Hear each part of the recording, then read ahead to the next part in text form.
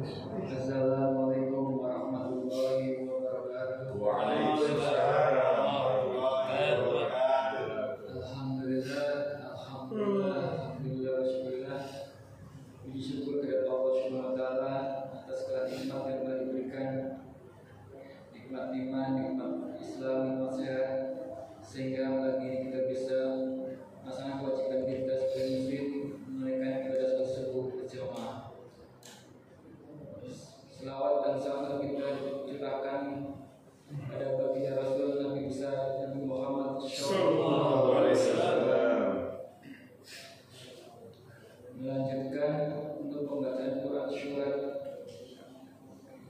An-Nisa ayat 104. Ayat Quran surat An-Nisa 101. A'udzu billahi minasyaitonir rajim. Bismillahirrahmanirrahim. Wa idza darabtum fil ardi falaysa 'alaikum junahun an taqsuru minas sholati in khiftum an yaftinakum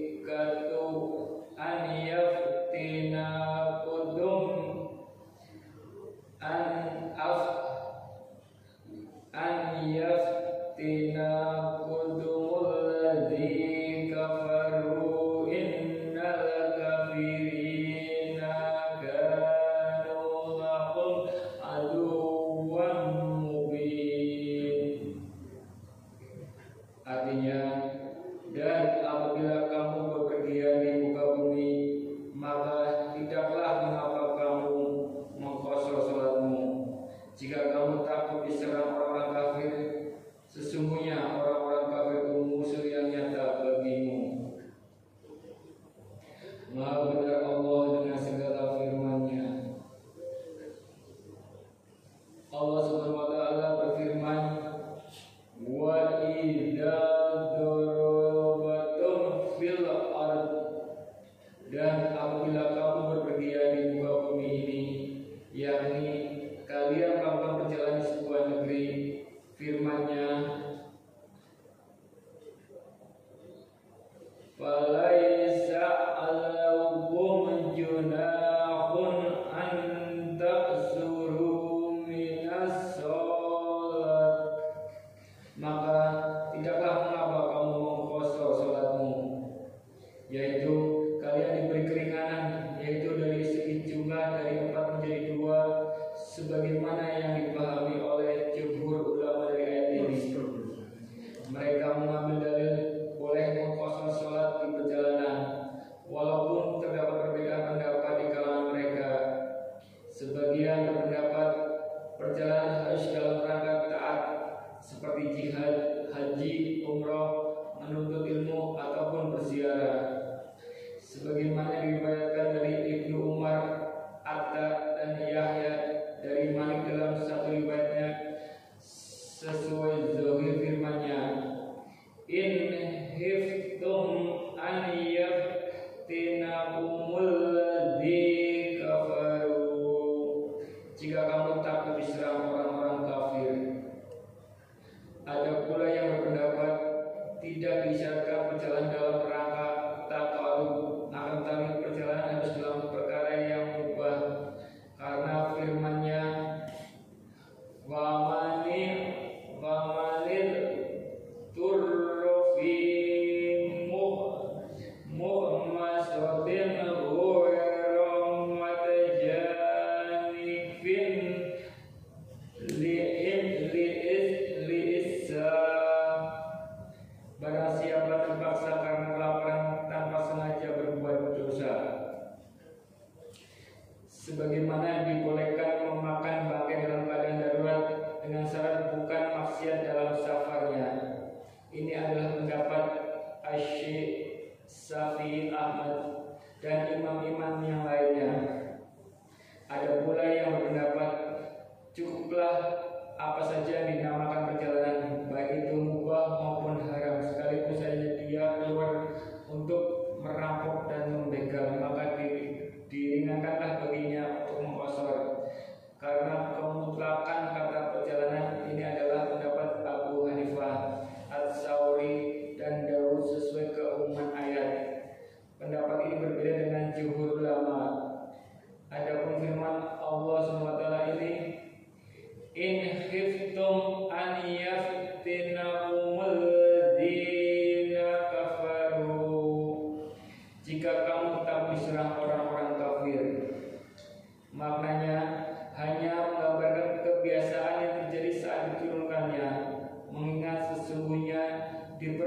masa Islam setelah hijrah, kebanyakan perjalanan mereka adalah penuh rasa takut.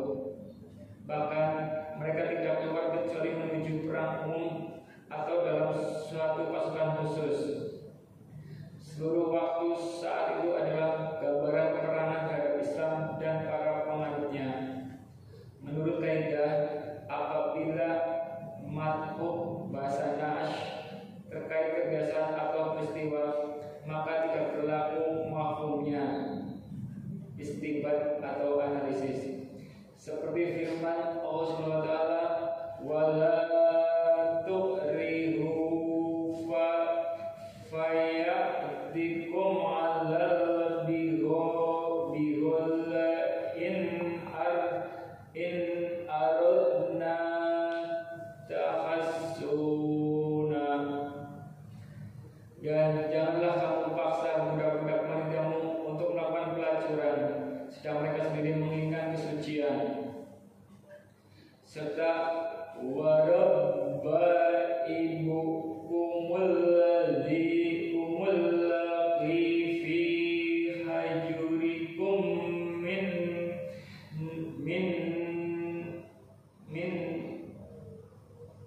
min nisaikum, dan anak-anak istrimu yang dalam pemeliharaanmu. Imam Ahmad meriwayatkan dari Ya'la bin Umayyah, dia berkata, aku bertanya kepada Umar bin Al-Khattab tentang firman Allah Subhanahu wa taala,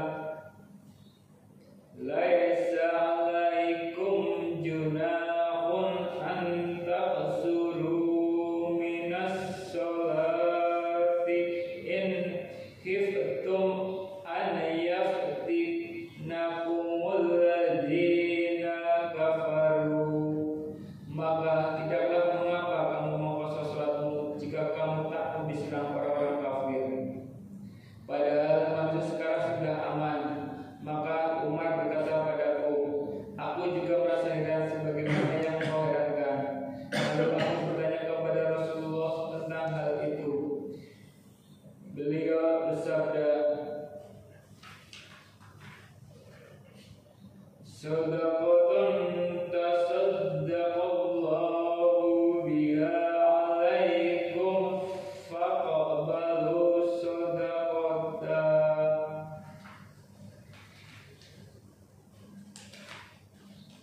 Itulah sedekah yang diberikan Allah kepada kalian, maka terimalah sedekahnya. Demikian pula diriwayatkan oleh Imam Muslim dan Ahlus Sunnah At-Tirmidzi berkata, hadis ini hasan sahih. Abu Bukhari berkata, Ma'mar Abdul Warid menceritakan kepada kami, Yahya bin Abu Shihab menceritakan kepada kami, ia berkata, aku mendengar Anas berkata, kami keluar bersama Rasulullah SAW dari Madinah menuju Makkah. Beliau sholat 2 rakaat hingga kami kembali ke Madinah. Aku berkata, berapa lama kalian tinggal di Makkah? Dia menjawab 10 hari. Demikian pula yang dikeluarkan oleh jamaah. Berdasarkan lafaz Al-Bukhari, Abu Walid menceritakan kepada kami, Subah menceritakan kepada kami, Abu Ishaq mengabarkan kepada kami, aku mendengar Haritsah bin Wahab berkata, Nabi SAW sholat bersama kami dalam keadaan aman selama di Mina 2 rakaat. Al-Bukhari meriwayatkan dari Abdullah bin Umar, dia bertutur, aku pernah sholat bersama Rasulullah SAW 2 rakaat, dan begitu juga dengan Abu Bakar, Umar serta Utsman di awal pemerintahannya. Kemudian Utsman menyempurnakannya, tidak mengkosor. Demikian juga riwayat Muslim.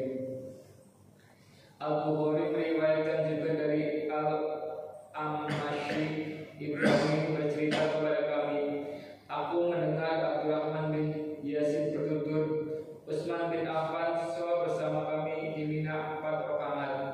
Maka hal itu disampaikan kepada Abdullah bin Mas'ud. Lalu dia pun mengucapkan, Inna lillahi wa inna ilaihi raji'un.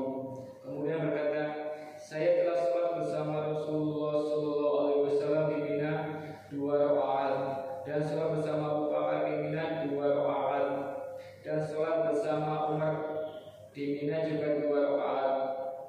Semoga 2 rakaat dari 4 rakaat itu diterima. Hadis-hadis ini menunjukkan secara tegas bahwa syarat sholat qasar bukan adanya kondisi takut. Untuk itu sebagian ulama ada yang berkata bahwa yang dimaksud qasar di sini adalah qasar kaifiyat, meringkas cara, bukan meringkas bilangan rakaatnya.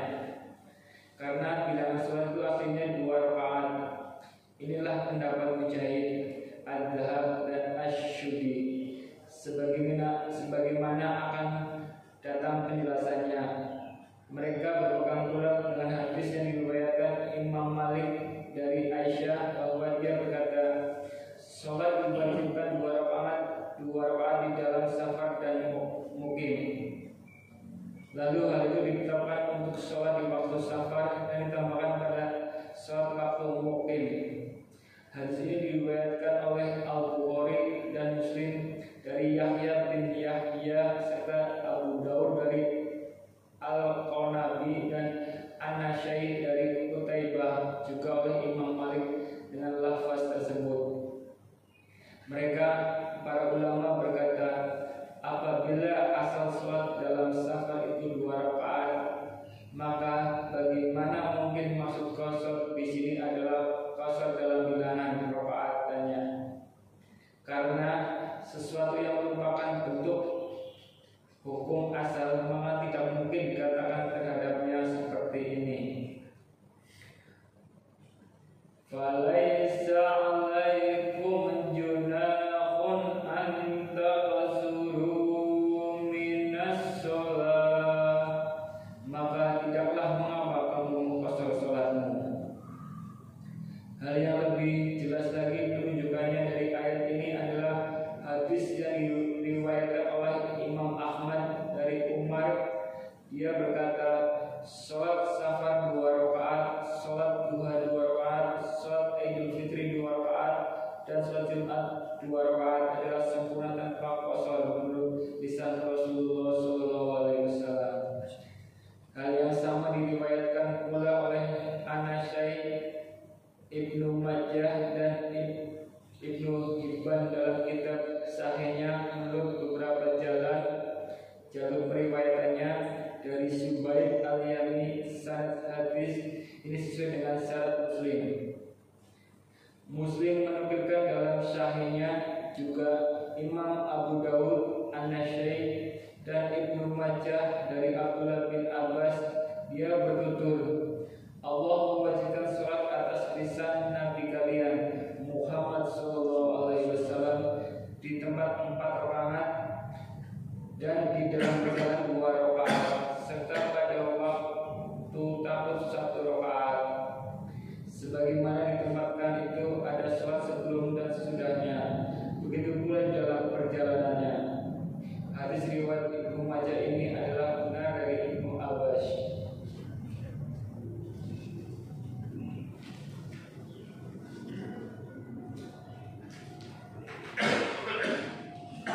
Hadis ini tidak berarti bertentangan dengan hadis Aisyah terdahulu, karena Aisyah mengabarkan bahwa asal sholat adalah 2 rakaat, akan tetapi jumlah rakaatnya ditambah ketika seorang sedang mungkin tidak melakukan perjalanan. Jika memang demikian adanya, maka sah jika dikatakan bahwa ketentuan sholat saat sedang mungkin adalah 4 rakaat, seperti yang dilakukan oleh Ibnu Abbas wala. Akan tetapi antara hadis Ibnu Abbas dan Aisyah sepakat bahwa sholat safar adalah 2 rakaat dan hal tersebut dilaksanakan secara sempurna dan bukan qasar. Jika memang demikian, maka maksud firman Allah Subhanahu wa taala ini, walaisa 'alaikum junahun an taqsuru minas shalah, maka tidaklah mengapa kamu qasar salat kamu, adalah qasar kafiyah sebagaimana dalam salaf qauf. Untuk itu Allah Subhanahu wa taala berfirman, in khiftum an yaftina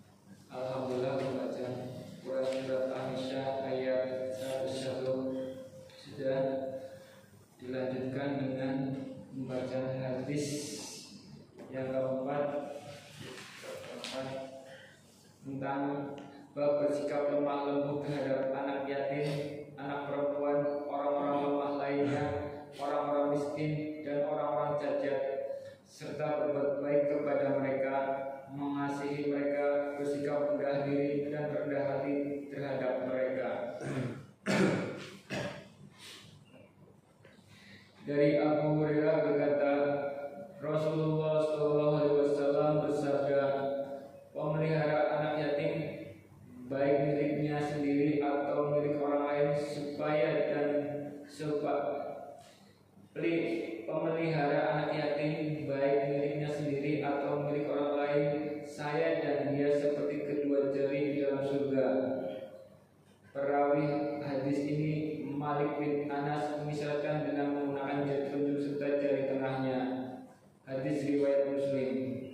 Penjelasan sabda Nabi, pemelihara anak yatim baik miliknya sendiri atau milik orang lain, maksudnya keluarganya sendiri atau orang lain yang masih keluarganya seperti anak yatim yang dipelihara oleh ibunya, kakeknya, saudaranya atau kerabatnya yang lain. Wallahu a'lam. Al-Nawawi berkata, keutamaan ini diperoleh orang yang memelihara anak yatim dengan hartanya sendiri atau harta anak yatim dengan status kewalian menurut syariat. Ulangi. Dari Abu